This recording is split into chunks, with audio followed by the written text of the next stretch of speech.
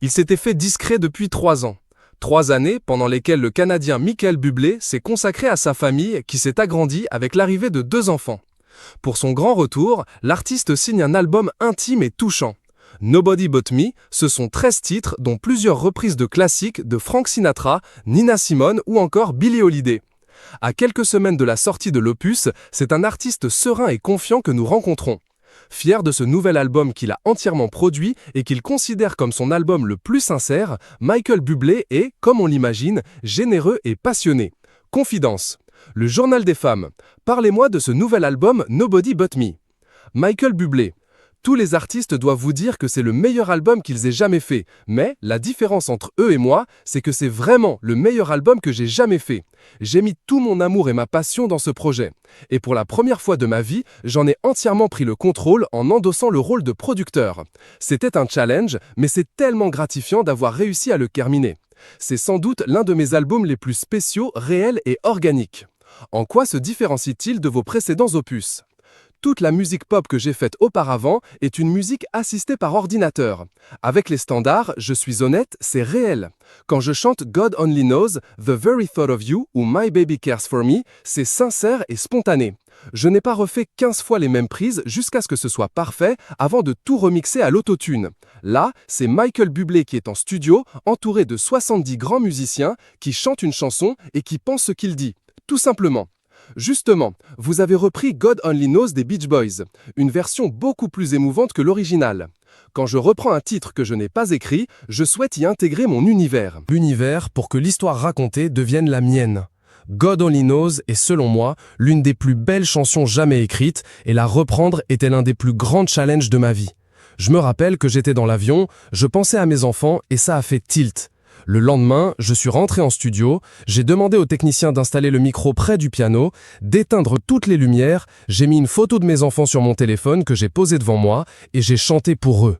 On a fait une seule prise et même si le résultat n'est pas parfait, il est honnête et c'est le plus important selon moi. Mes précédents albums étaient trop lisses à mon goût. Vous aviez l'impression de ne pas être honnête dans le passé ? Quand tu travailles avec un producteur, il pense qu'il y a une certaine façon de faire les choses et le résultat doit toujours être parfait. Je suis conscient que certains titres de cet album ont des failles, mais je voulais un disque qui me touche avant même de toucher les autres. Quand j'ai écouté God Only Knows, j'en ai eu la chair de poule et je voulais que cet album soit comme ça. Le soir même de l'enregistrement, j'ai fait écouter ce titre à ma famille. À la fin de la chanson, tout le monde m'a regardé et ma sœur, ma mère et même mon beau-frère, Monsieur Biscotto, qui aime le catch et la boxe, pleurait. Je me suis dit que j'avais réussi. C'est ça que je cherchais depuis tout ce temps et ce qui me manquait. Mes précédents albums étaient peut-être beaux, mais trop lisses à mon goût. Vous regrettez ces albums trop lisses ? Je suis fier de tout ce que j'ai fait. J'ai vendu des millions d'albums, j'ai remporté des prix et joué devant des milliers de personnes. C'est génial! Mais je n'étais pas heureux avec le chemin que prenait ma carrière. Mon entourage n'aime pas que je dise ça. Je ne renie pas ce que j'ai fait dans le passé, car c'est ce qui m'a mené jusqu'ici. Mais je savais au plus profond de moi-même qu'il fallait que ce soit différent. Sur Instagram, vous avez dit ne pas oublier d'où vous veniez, mais être plus excité par où vous alliez. Où allez-vous ? Je vais sur Mars. Rire. J'endosse l'entière responsabilité d'être un des quelques jeunes artistes à reprendre les classiques de Frank Sinatra, Dean Martin ou encore Bobby Darin. Mes idoles, c'est là que je vais. Dans ce disque, vous faites un duo avec Meghan Trainor sur Someday, titre qu'elle a coécrit avec Harry Styles. Parlez-moi de ces collaborations.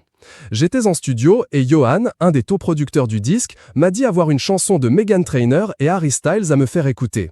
Je l'ai trouvée tellement sublime que 5 minutes plus tard, Meghan et moi discutions sur Skype. Je lui ai proposé de chanter ce titre ensemble et elle a immédiatement accepté. 2 semaines plus tard, on était en studio. Elle est arrivée vêtue d'une combinaison d'ours accompagnée de ses parents. C'est une musicienne, une auteure, une chanteuse et une productrice extrêmement talentueuse. Je suis perdu sans mes enfants. Sur Instagram, vous avez posté une vidéo de votre fils Noah écoutant Daddy du chanteur coréen Psy et avez dit « Qu'est-ce que j'y peux ? Il préfère écouter ça que son père ». Est-ce que vous chantez avec vos enfants ? tous les jours. Noah est comme son père. Mes parents me disent souvent qu'il leur fait penser à moi enfant car il me ressemble, il parle comme moi, il joue comme moi. Ses 3 chansons préférées sont Baby Beluga, une série canadienne, il se met à chanter, le générique de Spider-Man et Today is Yesterday's Tomorrow. Il me dit « Papa, est-ce que tu peux chanter Today is Yesterday's Tomorrow au travers ?» Tout ce qu'il dit est un mélange d'anglais et d'espagnol. Est-ce difficile d'être présent pour vos enfants tout en menant votre carrière? Il n'y a pas de mots pour expliquer l'amour qui existe entre mes enfants et moi. Je ne raterai aucune occasion de les embrasser, jouer avec eux et mordre leurs joues. Ouais, quand je suis loin, j'ai le cœur brisé. Aujourd'hui, ça va, je leur ai parlé hier soir sur Skype, puis ce matin au réveil. Je suis allé faire un tour au magasin Disney, leur ai acheté plein de jouets que je leur ai montrés ensuite. Je ne les verrai pas pendant 1 mois et c'est très difficile à vivre. Je me sens perdu sans eux. Une chanson que vous avez en tête en ce moment? Il réfléchit, puis se lève, chante et danse, NDR.